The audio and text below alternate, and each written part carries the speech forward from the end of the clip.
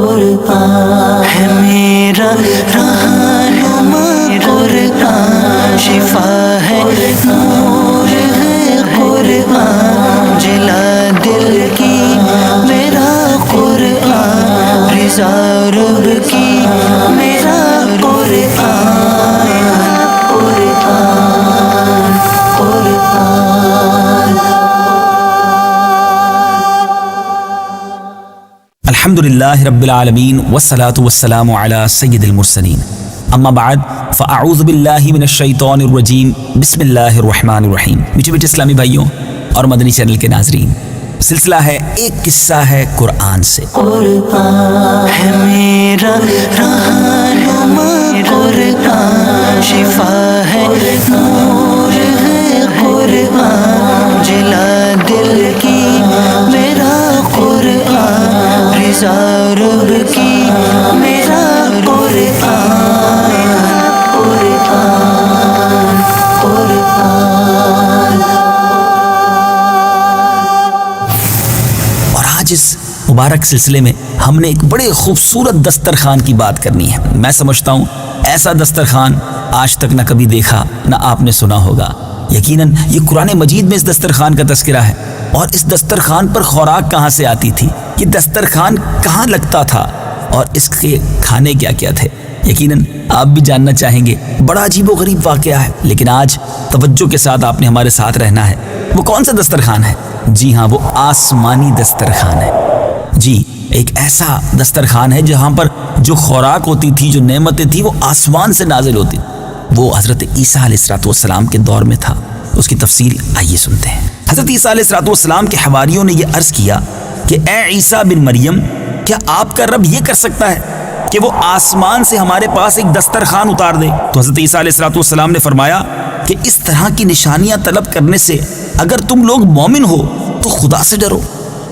یہ سن کر حواریوں نے کہا کہ ہم نشانی طلب کرنے کے لیے یہ سوال نہیں کر رہے، بلکہ ہمارا مقصد یہ ہے کہ ہم شکم سیر ہو کر خوب کھائیں، اور ہم کو اچھی طرح آپ کی صداقت کا علم بھی ہو جائے، اور ہمارے دلوں کو قرار بھی آ جائے، اور ہم اس بات کے گواہ بن جائیں کہ بنی اسرائیل کو ہماری شہادت سے یقین اور اطمینان کلی حاصل ہو جائے، اور مومنین کا یقین اور بڑھ جائے، اور کفار بھی آپ پر ایمان لے آئیں۔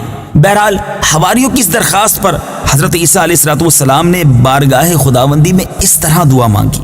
قال عيسى ابن مريم اللهم ربنا أنزل علينا مائدة من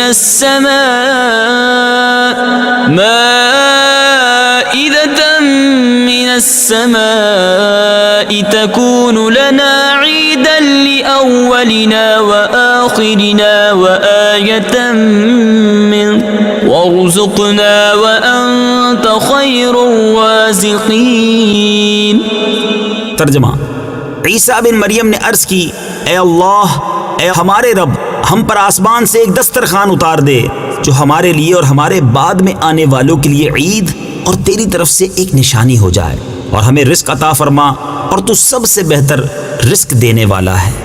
حضرت عیسیٰ علیہ السلام کی دعا پر اللہ تعالیٰ نے فرمایا کہ دسترخوان تو اتار دوں گا، لیکن اس کے بعد بنی اسرائیل میں سے جو کفر کرے گا میں اس کو ایسا عذاب دوں گا کہ تمام جہان والوں میں سے کسی کو ایسا عذاب نہیں دوں گا۔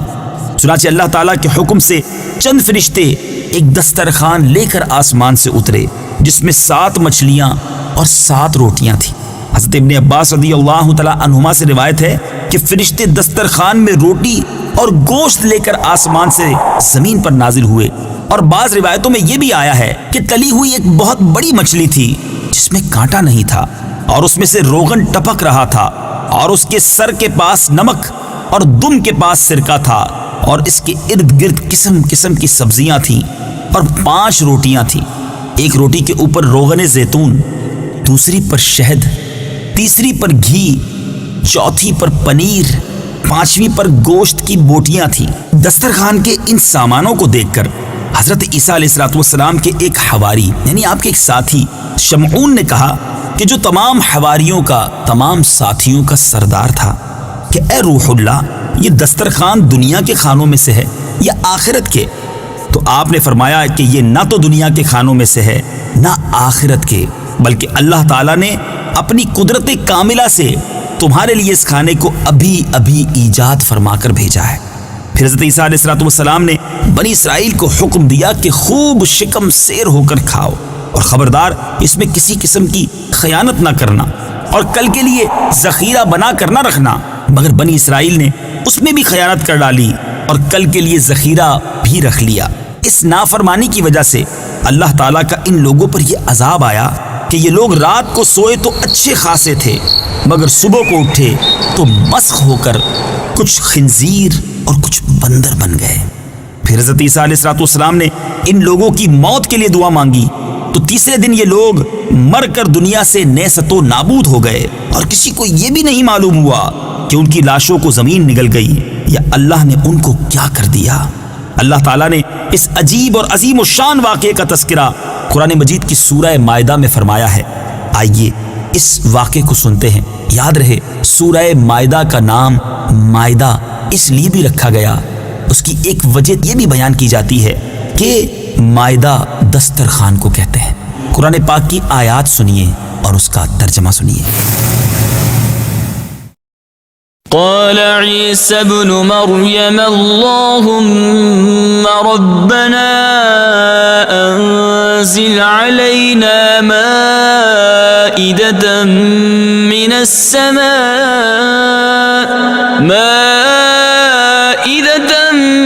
السماء تكون لنا عيدا لأولنا وآخرنا وآية منك وارزقنا وأنت خير الرازقين۔ ترجمہ: عیسیٰ بن مریم نے عرض کی، اے اللہ، اے ہمارے رب، ہم پر آسمان سے ایک دسترخوان اتار دے جو ہمارے لیے اور ہمارے بعد میں آنے والوں کے لیے عید اور تیری طرف سے ایک نشانی ہو جائے، اور ہمیں رزق عطا فرما، اور تو سب سے بہتر رزق دینے والا ہے۔ قال الله إني منزلها عليكم فمن يكفر بعد منكم فإني أعذبه عذابا لا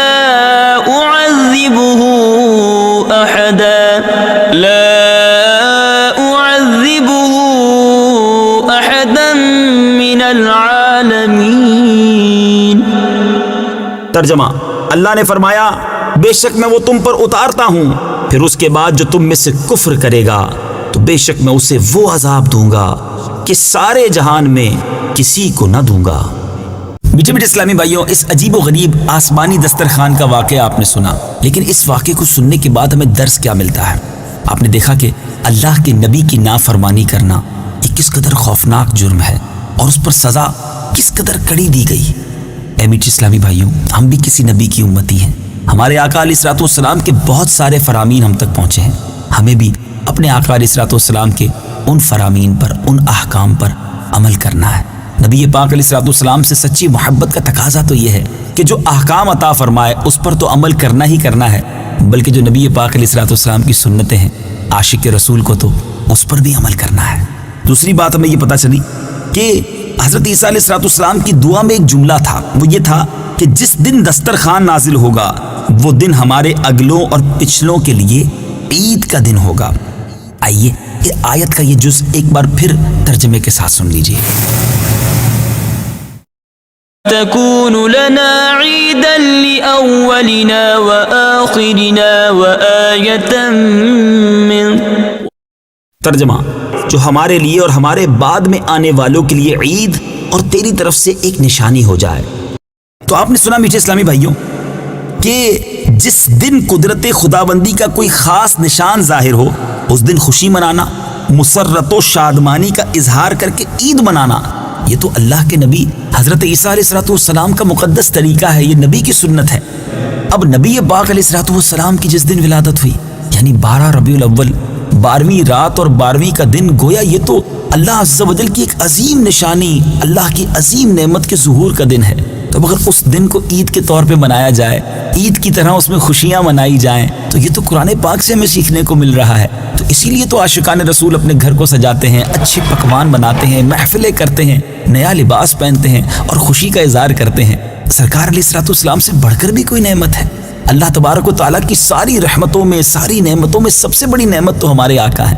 تو پھر کیوں نہ دنیا بھر میں عاشقان رسول نبی پاک علیہ الصلوۃ والسلام کی ولادت کو عید میلاد النبی کہیں؟ تو یقیناً اس میں کوئی حرج نہیں۔ اور آج کے اس واقعے سے جہاں بہت کچھ سیکھنے کو ملا، وہاں یہ بھی سیکھنے کو ملا کہ اللہ تبارک و تعالیٰ کی جب کوئی نعمت عطا کی جائے، اللہ کی طرف سے کوئی رحمت نازل ہو، تو اس دن کی خوشی منانا یہ حضرت عیسیٰ علیہ الصلوۃ والسلام کا طریقہ اور ہمارے پیارے قرآن کی تعلیمات ہیں۔ بہرحال قرآن مجید کی یہی تو شان ہے کہ پڑھتے جائیں، سمجھتے جائیں اور فیضان قرآن لوٹتے جائیں اور اپنی زندگی کو صحیح طریقے سے گزارتے چلے جائیں۔ انہی نیتوں کے ساتھ یہ سلسلہ لے کر حاضر ہوتے ہیں۔